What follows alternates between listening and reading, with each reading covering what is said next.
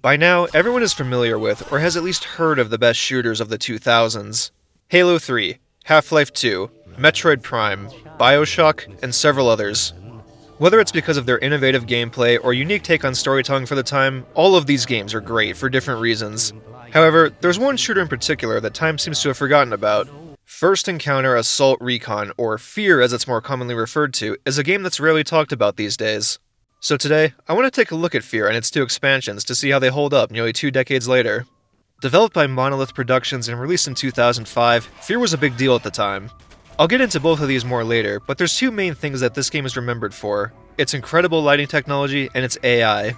I mentioned earlier that this game isn't talked about much anymore, and there's a reason for that. See, you can't buy this game standalone anymore, at least directly. The only way to buy this game on Steam is through the F.E.A.R Complete Pack, which includes this game and its DLCs, as well as its 2 sequels. Now that's fine if you want to get into the whole series, but that also sucks if you just want to check out the first game. Thankfully, you can get just this game through sites like GOG and Fanatical, usually for dirt cheap. I'll have a link to both in a pinned comment if you're interested. Before you start F.E.A.R though, you're going to want to take the time to make some adjustments. To put it generously, this game's PC port isn't the best. It's missing a lot of features that are usually standard, and it also has some performance issues that need to be ironed out. Don't worry, it's nothing difficult. It just requires downloading a few programs and moving some files around. But rather than bore you with me explaining it, I'll leave a link to the guide I used. It's super easy to follow and takes no more than 20 minutes to go through. Alright, with that out of the way, we'll start with how it looks. So even though this game is coming up on 19 years of age, F.E.A.R still looks great. That's primarily because of its incredibly smart use of dynamic lighting. See, F.E.A.R is one of those games that, if you took away its dynamic lighting, would look awful. It takes place primarily indoors, but there is the occasional outdoor section here and there. This is a horror game after all, so you're going to be in the dark quite a bit, where the only thing guiding you forward is the odd lamp or ceiling light, and of course your flashlight. Simply put, F.E.A.R has some of the best uses of lighting I've ever seen before. And while sure that's good for helping it age better than games that don't look as good and letting people take cool screenshots of it, it's also good for something else. The lighting in this game is so good that it actually plays a crucial role in the gameplay. There's this one part early on where you're just about to come around a corner, but then you notice an enemy shadow on the wall. No, that's not just some basic wall texture or something, that is a real-time dynamic shadow being cast from an enemy standing in front of a light source. And there's countless of other moments like that. Now the rest of the game is pretty run-of-the-mill, or sometimes even a bit underwhelming for a mid-2000s shooter. The environments are generally pretty basic looking and don't have a huge amount of detail. But the biggest letdown is definitely the location variety. This game only has a handful of different places that you'll be exploring, and they definitely get old pretty fast. As far as music goes, F.E.A.R's got a pretty great soundtrack. It's the kind of music that you would expect for a high-stakes stealth action game like this, very James Bond inspired. There's one other thing I want to highlight here, and that's the game's use of effects, specifically during combat. Getting into a gunfight is pretty wild in this game because of how many different effects are involved. Stuff like the smoke caused by shooting an enemy or chucking a grenade into a group of soldiers and watching them go up in a huge wall of flames. But it's not until the fight is over that you'll truly see the level of carnage you've caused to whatever unfortunate souls decided to cross your path. There's bodies everywhere, there's bullet holes in the walls, and the entire room is just covered in blood. Every encounter in this game ends looking like a tornado just tore through the place, and it is just awesome to look at. You probably won't because the levels are quite linear, but in case you ever find yourself getting lost, all you need to do is find whatever room isn't currently coded in red, and 9 times out of 10, that's where you need to go. And hey, speaking of coding rooms in red, let's talk about the gameplay. Combat-wise, F.E.A.R actually has quite a lot going on. Given this is a horror game, or at least it wants to be, you would think that the gunfights would be fairly sporadic and not a big highlight of this game, similar to something like Alien Isolation for example. That really couldn't be much further from the truth. F.E.A.R has just as much FPS DNA in it as any of those other shooters I mentioned at the start of the video. Let's talk weapons. You're only allowed to carry 3 weapons at once in this game, which is pretty weird if you ask me. I've never seen that before. Usually it's either 2 or somewhere around 8 or 9. Oh yeah, and you've also got the ability to kick. Nice. The weapons in this game are somewhere in between the more realistic military ones that you'd find in COD and the more out there stuff that you'd find in Halo or Half-Life. At the start and through the majority of the second act, you'll be using fairly standard military weapons. You've got your pistols, assault rifles, SMGs, shotguns, you know, stuff like that. But then towards the end, you'll get the multi-rocket launcher, the repeating cannon, and by far the most fun weapon to use in the form of the particle gun. This thing is awesome. It instantly turns whatever you shoot it at into a skeleton, and it also makes a good sniper for when you need to engage at long range. As far as alternate weapons go, it's what you would expect. You've got 2 different grenade types, as well as proximity mines. They're nothing that you haven't seen in another shooter before, but that doesn't mean that they aren't fun as hell to use. But that's not all there is to the combat. The last thing in your toolkit is the slow motion ability. Aside from the lighting and the AI, this is the other thing that most people will remember from this game. You have this ability from the very start, and you activate it by pressing a specific key. You can't use it forever though, it's tied to a meter on the bottom of your HUD, which you can extend along with your health by finding these upgrades. Now how much you use this will heavily depend on the kind of playstyle that you choose to have in a fight. If you're someone that likes to approach a fight in a more stealthy, tactical way, then you probably won't get a ton of use out of this. On the other hand, if you find stealth boring and just want to go in guns blazing, then yeah, this is a pretty great ability for that. It's good for when you realize you've gotten yourself into a bad position and you can use it to more easily find an escape route. Actually shooting enemies with it is kind of awkward though, because it's hard to tell if you've killed something or not because they take so much longer to react to being shot. You gotta admit though, it looks really cool. Now if this was any other shooter, you might think that all of these weapons and this ability would make you overpowered and that the entire game would just be a cakewalk. That thought quickly goes away after the game reminds you how good its AI is. Pretty much everyone that knows about F.E.A.R. knows about its AI. Hell, it may as well be a part of the name at this point. From the first encounter, F.E.A.R. makes a statement that its enemies are not going to just let you walk over them. This is a game that will do everything in its power to encourage you to make good decisions when engaging its enemies, and will actively punish you for failing to do so. You'll be reminded of this every time you begin a new encounter if you forgot to turn your flashlight off, because they will see it, and right off the bat, you've given away your position to them, putting you at a disadvantage. That alone already makes this game's enemies way more immersive than most other FPS enemies. But they don't stop there. These guys want you dead, and they are going to do everything that they can to get what they want. Anything from chucking grenades around corners to force you to reposition or throwing themselves through windows. These guys constantly remind you to stay focused and to respect them, because if you don't, well, I'll let you take a guess.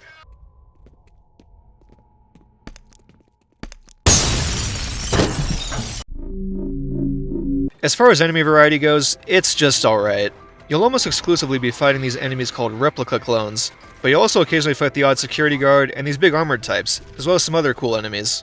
Normally, I would criticize a shooter for having this low of an enemy type count, but the fantastic AI really does make every enemy encounter feel quite different than the last, so I don't think it's a big deal, and I really thought about the fact that I was mostly shooting the same enemies over and over again. Let's talk level design real quick.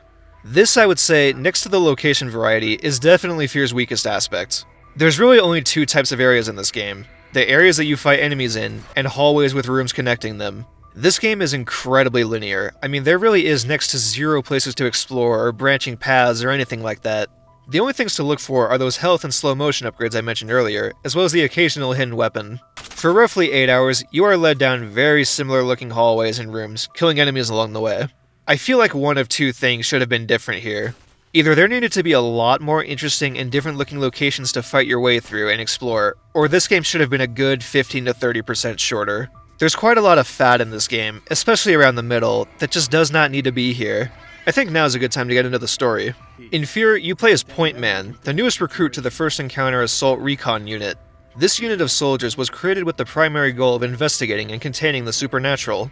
At the start of the game, you get a cool montage of some replica soldiers, the child from the cover, and a man named Paxton Fattel who has a strong appetite for other people. Don't invite him over for Thanksgiving. This man is capable of controlling all of the replica soldiers that you'll be fighting, and it's your job to get him under control through any means necessary. However, as you would expect, things don't go as planned. You quickly run into the other main character who you will be very familiar with by the end. This is Alma, a young girl with psychic powers. To put it lightly, she had a terrible life, and she's now taking it out on everyone around her. She underwent multiple experiments because in true corporate fashion, bad people wanted to abuse her powers for themselves. Now F.E.A.R. doesn't have many cutscenes, and the majority of the story is given to you at the beginning and the end. If you want to uncover more of what's going on, and I recommend you do, you'll have to look for these phones that contain messages on them. F.E.A.R.'s story can get really confusing after a while, because a lot of these messages are told out of order, and are from characters that you've never heard of before, but that's also the point. F.E.A.R. is a game that wants you to be questioning its world and its characters as you progress. What happened to this character? What are their motives? How do you fit into all of this? I won't spoil it, of course, but there is a huge revelation at the end of this game, and I don't think it would have been near as impactful had I skipped all of those messages. So all in all, this game's story is definitely not its strongest aspect, but it does have a lot of fascinating stuff to think about and unexpected plot twists to keep it interesting. Before we get to the expansions, I want to answer another question I'm sure a lot of people have. Is F.E.A.R. scary? So obviously F.E.A.R., no pun intended, is subjective and varies from person to person. To some people, F.E.A.R. is going to be the scariest game that they've ever played, but to others, it won't faze them in the slightest. In general though, I think F.E.A.R. is definitely on the lower end of what I would consider to be a scary video game. It only has a handful of tricks up its sleeve, and it likes to reuse them very often. The big one is obviously seeing Alma when you aren't expecting to, and I would be lying to you if I told you that this didn't get me at least a couple times, but you do get used to it pretty fast. Then there's these parts where you go into a bit of a flashback event, and this is where you'll learn all about Alma and what happened to her. So basically, if you don't play many horror games, then F.E.A.R does absolutely have its moments that will have you on the edge of your seat. But if you've been around the block long enough, then F.E.A.R likely isn't going to do much for you. Released in October of 2006, Extraction Point was F.E.A.R's first official expansion. Kind of. What do I mean by that? Well, this wasn't developed by Monolith like you might expect. Instead, it was developed by a company called Timegate Studios. That's not unusual though, a lot of FPS expansions were handled by other developers back then. What's really weird is that both of this game's expansions are not part of the official canon because of events that happen in F.E.A.R's sequels.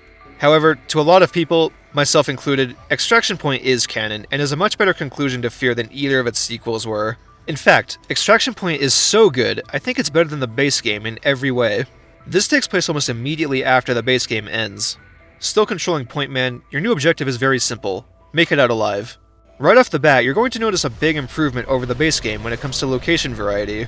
Some of the places from the original will make a return, but you're primarily going to be in new environments this time around. This is a huge upgrade over the original, because I can actually remember the difference between most of the areas in this game, compared to just generic hallway number 45 like the base game.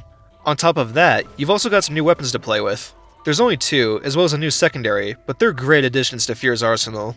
The minigun is extremely satisfying to mow down a bunch of enemies with, and the laser, while not as practical, is still a great weapon. There's also some new enemies to fight, and while they're not drastically different from anything in the base game, an expanded enemy roster is always a welcome thing. As far as length goes, this is pretty short, coming in at about only 3 to 4 hours, but that's a good thing. Those 3 to 4 hours are all excellently paced between combat and horror sections so that it never feels boring, even for a second, something that I cannot say about the base game. The base game has a lot of padding in it, but not here. As far as story goes, there's very little here, and like I said earlier, it's not canon, but I don't think it matters. The conclusion is satisfying enough and doesn't leave as many questions on the table as the base game did. So yeah, Extraction Point is awesome, and if you enjoyed the base game, then you'll no doubt enjoy this too. In November of 2007, another expansion for F.E.A.R came out titled Perseus Mandate, and unfortunately, it's pretty awful. The first thing you'll notice right off the bat when starting this is just how much worse it looks than the base game, and especially Extraction Point. The lighting in this is so flat and just bad. It's bizarre looking at it after coming from the other two. Even the cutscenes look rushed. I mean, check out this plane. It looks so unfinished. Now, even if you can look past that, it's still a very boring expansion that adds nothing of significant value to what was already established in F.E.A.R and Extraction Point. If anything, I would say that the combat is actually quite a bit worse here. You're often with a full squad of people in this, and it really messes with the enemy AI because they weren't designed for it, and you never feel the same level of tension that you did in the other two games. The story in this also isn't interesting. You play as someone new here who also has slow motion powers for some reason.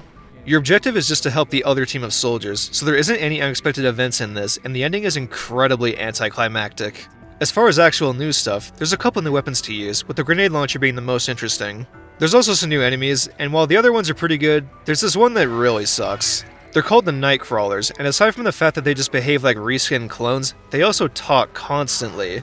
These guys never shut up, and it's the most immersion-breaking thing ever. Like they're supposed to be sneaking around, trying to hunt you, but instead they're just rapid-firing off every single voice line they have. Target acquired. Get to cover! Grenade, get down! Does anyone have a visual on the target? Get out of there! Don't move. Report. I'm hit. I'm in trouble. In terms of horror, this is pretty much the only good part about Perseus Mandate. I just wish the rest of it had the same level of quality. As far as length goes, this is decently longer than Extraction Point, but shorter than the base game, yet it feels way longer than both just because of how uneventful and just downright boring it is. If all you're looking for is more F.E.A.R and you don't care about the huge downgrade in visuals or a complete lack of an interesting story, then you'll probably still enjoy this. But to everyone else, I would skip this entirely and just stop at Extraction Point, because it's just such a better game and has a much more satisfying ending to F.E.A.R than this does. And that's F.E.A.R. This game does have its issues, like its repetitive environments, the fact that you have to put some effort in to get it running well on PC, and Perseus Mandate, well, existing. But if you can look past those things, F.E.A.R is still a great shooter today that's filled with fantastic combat, great visuals, and an engaging story. This would eventually get 2 mainline sequels, and there's also a recent game that came out that looks very inspired by this game, but those are for another day. Thanks for watching, and have a good one.